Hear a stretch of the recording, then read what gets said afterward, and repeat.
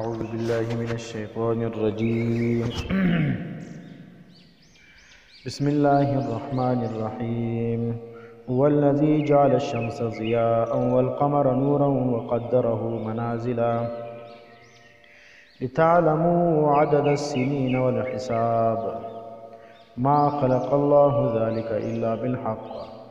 يفصل الآيات لقوم يعلمون. سورة یونس شروع داغه دعوا او خلاصه موږ ویلې ولا دی آیت کې دویم دلیل عقلی علی التوحید ذکر کړي د الله پر وحدانیت باندې دا دویم عقلی دلیل دی چې انسانان ته الله پاک وي سوچ فکر وکړي چې زه یو یم په ذات کې او هم په صفات کې یو یم. هو الذي الله غذات خاص جعل الشمس ضیاء چې ګرځولې د لمر ضیاء ډېر رڼا والا یو ضیاء دی یو نور دی. ضیاء هغه ته وایي چې رڼا یې زیاته وي، نور هغه ته وایي چې رڼا یې ډیم کمزوري وي، او بل چې کوم د ضیاء هغه رڼا ته وایي چې هغه ذاتي وي، او نور هغه ته وایي چې هغه د بل چا څخه هغه دغه روښنایي. اوس د سپوږمۍ خپله روښانه نه ده، د لمر رڼا چې پر سپوږمۍ ولګېږي نو د ځمکې څخه موږ ته دی باندې لکه سپوږمۍ چې رڼا کوي. سپوږمۍ خپله دغه بې رڼا ده، لیکن د لمر په رڼا باندې څه شته دا روښانه ده. ځکه ګوره یو وخت چې کوم دی هغه دې رڼا کمزوري وینې چې اوله میاشت کوچنۍ لیکي وي، بیا بله ورځ چې کوم دی هغه پنډ وي، بیا لږ دغسې بیا نیمه سي، بیا پړه سي، وینې بیا بېرته کمېږي. دا څنګه ده ګول ده. نو څه وخت چې د دې دا یوه کناره و لمر ته برابره سي وینې هغه موږ ته راښکاره سي کوچنۍ لیکي، بیا چې څه وخت دا زیاته و لمر ته برابرېږي څونه مخ کېږي هغونه موږ ته څه شوي د دې رڼا موږ ته معلومېږي. نو اوس ګوره دا څه دی دا دلیل عقلي دی چې معنی انسانان ته الله پاک وایي ته وګوره لمر ته او سپوږمۍ ته وګوره، د ورځې سره شان لایق چې کوم دی هغه د لمر رڼا ده. اوس د ورځې د سپوږمۍ رڼا خوند نه کوي، ځکه انسانان کاروبار کوي نو ځکه تیز رڼا پکار ده، او د شپې چې کوم انسانان بیدېږي آرام کوي او په وخت د آرام کې بیا تیز رڼا نه ده پکار، ځکه چې تیز رڼا بیا انسان خوب نه ورځي، ځکه خلک څنګه د شپې چې کوم دي زیرو بلب لګوي کمزوري بلب. نو ګوره الله پاک پر اسمان باندې زموږ دپاره هم زیرو بلب لګولی دي چې هغه بلکل داسې رڼا د سپوږمۍ وي چې انسان باندې پوهېږي نه. خاص الله هغه ذات جعل الشمس ضیاء چې ګرځولې د لمر ډېر رڼا والا والقمر سپوږمۍ نورا دا شیش لږ رڼا والا وقدره بیا اندازه کړې ده منازل دا په منزلو کې. منازل چې کوم دي دا د سپوږمۍ ده دا څو دي دا 28 دا 28 منزلونه دي. دا بیا منقسم دي پر څو باندې پر 12 برج باندې 28 منزله پر 22 برج باندې منقسم دي. نو څه مطلب دی اوس چې 28 ته تقسیم کې پر 12 باندې دا تقریبا 2.3 جوړېږي، معنی 2 برج به او دا بل برج درېیمه حصه دا چې کوم دی هغه یو منزل دی. اوس هغه برجونه کم دي؟ حمل دی، د یوه نوم حمل، د بل د ثور، د بل د جوزا ده، د بل د سرطان، د بل د اسد دی، بل سنبله، بل میزان، بل عقرب، او بل قوس، او بل جدیه، او بل دلوه، او بل حوت. دا د افغانستان په حساب کې دا استعمالي د افغانستان خلکو ته دا معلومېږي چې اوس دا کم میاشت ده، دا د حمل میاشت ده. وینې دا به د دې میاشتو خپل دغه دي ترتیبونه دي، پر هغه میاشت کې په مناسبت سره خپل نوم ورته ایښي دي. وینې نو حمل، ثور، جوزا، سرطان، اسد، سنبله، میزان، عقرب، قوس، جدیه، دلوه، حوت. نو د هر برج دپاره باندې ټول څو 2 منزله او دا درېیم منزل درېیمه حصه چې کوم د هغه دغه کېږي دا یو برج جوړېږي. نو هره دا سپوږمۍ څه ده هره شپه چې کوم دا یو منزل نه راځي. ټیک شولو؟ نو تقریبا دا په څو کې په 28 شپو کې چې کوم دی هغه دا خپل هغه چکر چې کوم دی هغه پوره کوي او دا برجو کې دا راګرځي سره راګرځي. بیا که چیرې سپوږمۍ چې کوم ده د میاشت د 30 شپو وله بیا 2 ورځې پټېږي. صحیح شولو؟ 28 او 29 دواړه پټ وي دا وینې، او پر 29 باندې بیا چې شي په 13 باندې چې دېرشمه ورځ پوره شوه په نماشام باندې ښکاره کېږي بیا صحیح شول او که چیرې د 29 میاشت بیا یوه شپه پټېږي یوه شپه پټه سي بیا راښکاره سي په دې کې هم دا مسله یې زده کړي ځکه نبي علیه السلام د قیامت د علامات څخه دا یو علامه ده چې په آخره زمانه کې خلک پر سپوږمۍ باندې تبصرې کوي وینې نو تبصرې چې کوم د هغه نه دي کول پکار بس چې څه وخت روژه میاشت ولیدل شوله روژه نیسئ او چې میاشت ولیدل شوله بیا څه په کوي پوره یاستئ بیا د هغه خپل شرایط د هغه مطابق به د هغه دغه کېږي نو بیا ځای تبصرې نه دي کول پکار وقدره بیا اندازه کړې د منازله په منزلو کې د څه دپاره تعلمو چې تاسو پوه سئ عدد السنین په شمېر د کلو باندې والحساب د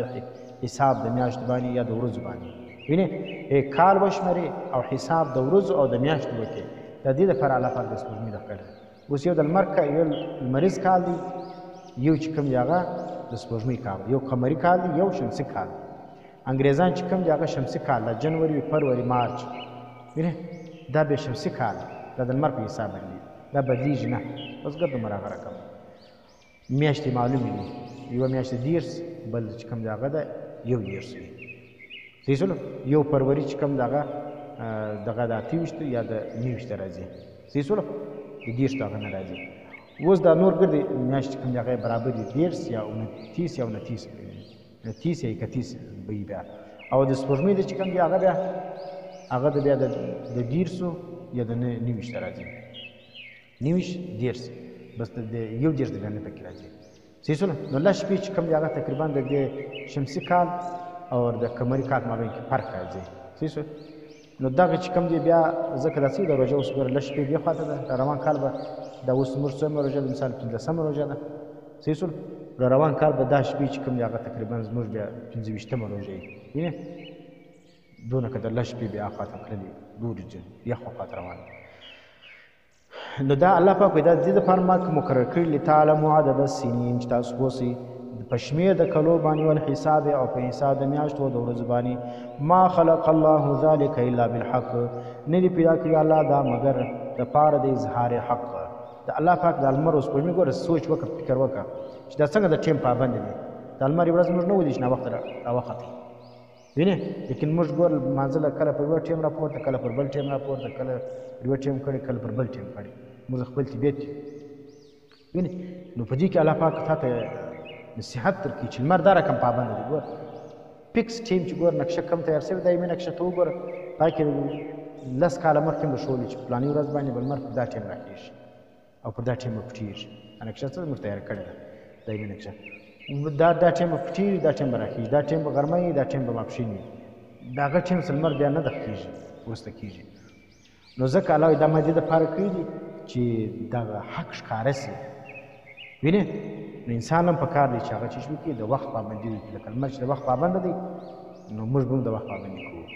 یفصل الآیات الله واضح بیاني آیاتونه لقوم یعلمون دپاره دا قوم یعلمون چې هغه پوهېږي چې کوم کسان علم لري الله زما په دې آیتو باندې هغه کسان چې عالمان یې هغه پوهېږي جاهل سړی خو نه پوهېږي ان فی اختلاف الليل دا دریم عقلي دلیل دی یقینا په اختلاف د شپو د ورځو کې اختلاف د شپو ورځو څه معنی کله شپې غټې سي کله ورځې غټې سي دا اختلاف د شپو د ورځو وما خلق الله فی السماوات والارض او هغه چې الله پیدا کړی په مځکو اسمانو کې وینې په مځکو اسمانو کې الله پاک ډېر شان پیدا کړی لآیات ډېر آیاتونه دي لقوم یتقون دا قوم دپاره چې د الله څخه ویرېږي اوس زجر دی منکرین لره چې کوم کسان د الله توحید نه مني په پوهېږې په صفات اربعو سره 4 صفتونه د هغو ذکر کوي 4 بد صفات دي ان الذین یقینا کسان لا یرجون لقاءنا چې دوی امید نه ساتي لا یرجون دې معنی دی لا یرجون امید نه ساتي لقاءنا زموږ د ملاقات څه معنی الله پاک وایي دا امید یې نشته چې زما سره میلاو سي وینې څه معنی بس وایي مړ به سمه خاورې به سم بیا نه راپورته کېږم وینې معنی د قیامت د بعد راپورته کېدو دی منکر دی یا دویم معنا ده لا یرجون بیره نه کوي لقاءنا زموږ د ملاقات الله پاک وایي زما د ملاقات څخه بیریږي نه وینې دا یو صفت ګوره دا د منکرین ورضو بالحیات الدنیا او دوی او خوشحاله سوي دي په ژوند د دنیا باندې. وینې پس د دنیا ژوند چې کوم دی هغه خوند کوي، بل ژوند نشته. دا دویم صفت سلو، نو په دنیا په ژوند باندې سړی مغره کېږي نه، دوکه کېږي به نه.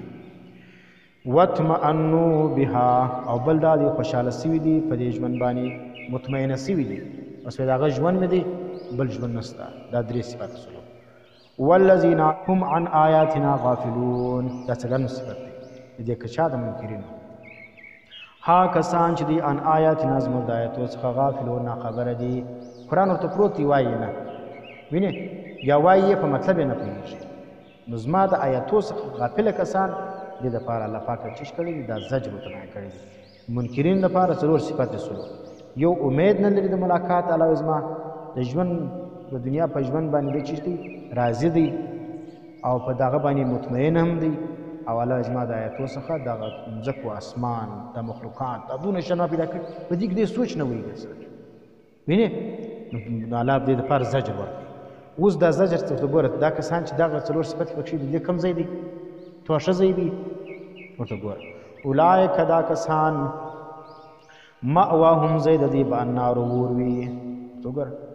چې څوک د دنیا په ژوند باندې خوشحاله او د الله د ملاقات څه ویرېږي نه، او په دې دنیا باندې مطمئن وي، د الله په آیاتو کې سوچ نه کوي، ځای د دې به اور وي. بما کانو پس سره دي کانو چې دوی یکسبونه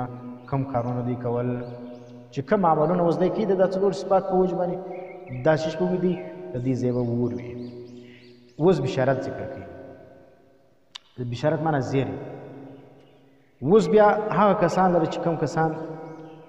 دغه د الله په آیاتو کې سوچونه کوي، یعنې د الله احکامات مني، د هغو دپاره زیر دی. ان الذین بېشکه کسان آمنو چې مؤمنان دي، منې ایمان یې راوړي، وعملوا الصالحات عملونه کوي د سنت مطابق. عمل کې دا ضروري ده چې د سنت مطابق به کوي، د ځان طریقې به نه فکر راوباسي لکه څنګه بریلیانو دا نور بدعتیان چې کوم په غم او په خوشحالي کې به طریقه د نبي پر ځان باندې عملي کوي. نبي خوشحالي څنګه کړې وه، غم یې څنګه کړی ولو، وینې هغه طریقه مطابق چې ته عمل کوې،